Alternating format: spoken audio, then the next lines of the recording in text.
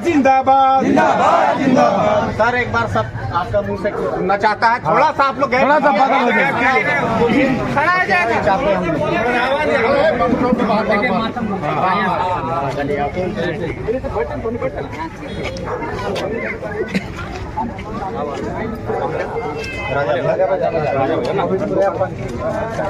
तो आज गोविंदपुर एफ पंचायत के राजा बाजार में जितने छोटे मोले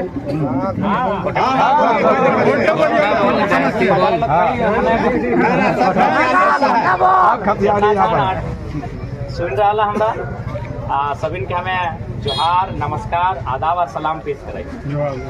आज 23 साल भय गए झारखंड राज्य के और अपन दुर्दशा ज्यादा की कब बगल में देख इतना बड़ा बड़ा चिमनी है। हाँ जाहिर सी बात है तो नहीं करे बाप दादा के जमीन में चिमनी है। लेकिन आज एक सवाल है, सवाल इस बात का है कि अपने कहा ये भारत देश महात्मा गांधी का देश है। चलिए ठीक है गांधी का देश है, तो गांधी के विचार क्या थे? गांधी का एक बहुत ही आदर्श विचार था कि भारत की आत्मा बसती है गाँवों में और गाँवों की आत्मा बसती है किसानों में। तो हमारा कहना है कि आज हमको ये मालूम है कि इसका स्थापना 1948 में हो, 1955 में हो, 1956 में जब हुआ है, यानी आज एक कंपनी का स्थापना हुआ, इसका रिकॉर्ड आपके पास है। भारत सरकार के पास इस कंपनी की स्थापना का रिकॉर्ड है। इस कंपनी में कौन किस किस समय में मैनेजर बन के आपके पास रिकॉर्ड है, किस साल में कितना टर्नओवर हुआ आपके पास रिकॉर्ड है। लेकिन आपके पास रिकॉर्ड नहीं है कि किन्होंने जमीन दिया है। क्या ये सवाल होना चाहिए कि नहीं? किसानों के देश में एक सवाल तो होना चाहिए कि 50 साल पहले दिए हो चाहे 100 साल पहले दिए हो। आप ही कहते हैं भारत किसानों का देश है, भारत गांधी का देश है, तो गांधी का विचार तो यही कहता है। तो हम सरकार से ये सवाल पूछेंगे कि किसानों का रिकॉर्ड कहाँ है। उदाहरण के लिए भी टाटा, सभी को जानते हैं कि टाटा का स्थापना हुआ था 1907 में। आज मालिकाना हक किसके पास है? टाटा के वंशज के पास है ना भाई। टाटा का स्थापना हुआ था 1907 में, आज भी मालिकाना हक टाटा के वंशज के पास है। लेकिन मेरा एक सवाल है कि जिन लोगों ने जमीन दिया था उनके वंशज आज कहाँ है? मेरा एक छोटा सवाल। भारत की लोकतांत्रिक व्यवस्था को मेरा एक छोटा सवाल है। एक छोटा सा किसान परिवार का लड़का एक सवाल पूछ रहा है कि किसानों ने जमीन दिया है भैया। दो चीज महत्वपूर्ण होता है किसी भी उद्योग के लिए, एक पूंजी और दूसरा जमीन, और तीन चीज होता है लेकिन बाद में। प्रथम क्या होता है? पूंजी और जमीन। जिनकी पूंजी है वो आज भी राज कर रहे हैं, जिनकी जमीन है वे लोग कहाँ है भाई? वो तो धुआं खा रहे हैं, वो पलायन का दर्द देख रहे हैं, वो विस्थापन के दर्द को झेल रहे हैं, वो गर्दा खा रहे हैं। तो इसीलिए आज 23 सालों के झारखंड में देख लीजिए, इन मुद्दों पर कोई बोलना ही नहीं चाहता है। आज हम बिना पद के रहकर इन मुद्दों पे लड़े हैं। आज बहुत सारे मीडिया वाले हमसे कहते हैं कि आपको इतना हिम्मत कहाँ से मिलता है जी? आप जिसको मन तिसको स्कॉर्पियो में खड़ा होकर मैंने आड़े हाथ ले लेते हैं। तो इसलिए आज हम चाहते हैं कि सदन में हमारी ऐसी उपस्थिति हो जो सदन में एक सार्थक बहस हो। जब हम एक केस जीतने के लिए एक बढ़िया वकील चुनते हैं कि तगड़ा बहस करेगा, जब हम इलाज करने के लिए एक बढ़िया डॉक्टर चुनते हैं कि बढ़िया इलाज करेगा, तो वहां भी एक अच्छे लीडर की जरूरत पड़ेगी सदन में, जहां बहस होगा, जहां आर्गुमेंट पेश किया जाएगा, जहां बिल को रिप्रेजेंट किया जाएगा। वहां हम क्यों नहीं सोच पाते हैं कि एक बढ़िया तगड़ा लीडर भेजें जो हमारी समस्याओं को ऐसा रिप्रेजेंट करे कि पूरा भारत बैठ के सुने कि हाँ भाई कोई रिप्रेजेंट करने आया। और ये जो दोनों प्रत्याशी हैं, क्या आपको लगता है इन समस्याओं को रिप्रेजेंट कर पाएंगे? नहीं।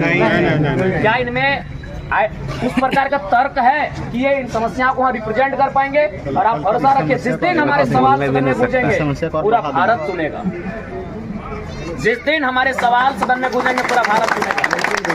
और आज चूंकि विस्थापित क्षेत्र है, ये बात हम कह के जाते हैं, अगर हमारा सदन में जिस दिन संबोधन का अवसर मिलेगा, हमारे संबोधन में एक चुनौती रहेगा। उस समय जो भी सरकार में बैठेंगे, जो भी स्पीकर के रूप में बैठेंगे, उनके सामने एक चुनौती भरा प्रश्न रहेगा कि अगर 27% कोयला झारखंड देता है तो हेडक्वार्टर क्या कलकत्ता घास छिलने के लिए भैया?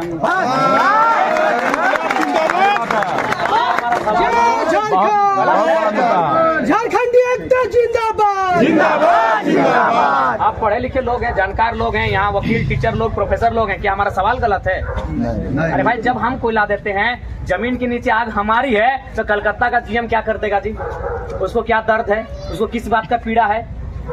कलकत्ता हेडक्वार्टर में क्या सारा चीज कलकत्ता से मॉनिटरिंग होता है। इसीलिए 99% जीएम कलकत्ता के होते हैं। जाके घूम के आइए आप किसी कोलियरी में, 99% हो सके, हम सीसीएल का नहीं कहेंगे, बीसीसीएल में तो 100% जीएम कलकत्ता के होते हैं। क्या है भाई? जमीन हमारा, खून हमारा बहा, लहू हमारा बहा, बीमारी से मर गए हम, खदान के नीचे धंस के डूब के मर गए हम, और कलकत्ता से जीएम का है ना, कलकत्ता हेडक्वार्टर है। इसलिए हमारा पहला डिमांड रहेगा, अगर भारत देश की राजधानी कलकत्ता से दिल्ली हो सकती है तो कोल इंडिया की राजधानी कलकत्ता से हटाकर धनबाद या बोकारो कि हमारी समस्याएं कम होंगी, हमारी समस्याएं कम होंगी। हेडक्वार्टर हमारे सामने होगा तो जीएम के रूप में हमारे लोगों को अवसर मिलेगा, एचआर के रूप में हमारे लोगों को अवसर मिलेगा, और जो विभाग है वो हमारे लोगों को अवसर मिलेगा। इसीलिए आज झारखंड को लोग एकदम मैंने आज भी गुलाम बना के रखा है। एक छोटा सा उदाहरण देते हैं आपको। सेव कहाँ मिलता है? सेव कहाँ मिला है? कश्मीर में। अच्छा, कश्मीर में सेव का जो रेट है क्या झारखंड में है? हाँ या ना, इतने बोलिए। नहीं है। नारियल कहाँ मिलता है? दक्षिण भारत में, केरल में, चेन्नई में, आंध्रा में। क्या वो रेट जहाँ दक्षिण भारत में है वो झारखंड में है? नहीं है। अगर वहाँ 5 रुपया है तो यहाँ 50 रुपया है। लेकिन आपको ताज्जुब होगा, हमारे कोयले का रेट ऑल ओवर इंडिया एक ही है।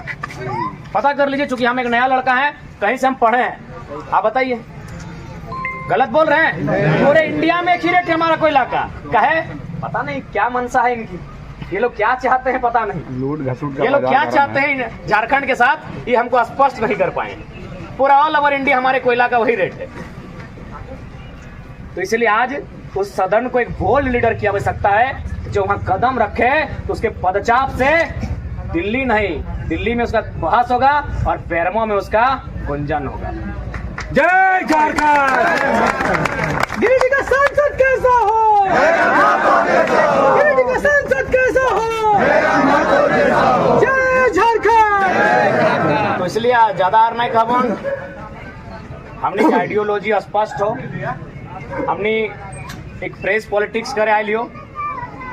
सफल होना ना होना ये जनता के हाथ में। तो एक हमरो मालूम है कि जब हमार जन्म भेल है तो एक दिन मरण है, तो अगर डर से जेल थोड़ी छोड़ दिलिए। तो सफल भेबे कि असफल भेबे हम जनता के छोड़ दिलिए, डर के थोड़ी है। और एक बात तो एकदम संक्षेप में कह दे, आप झारखंड के लोग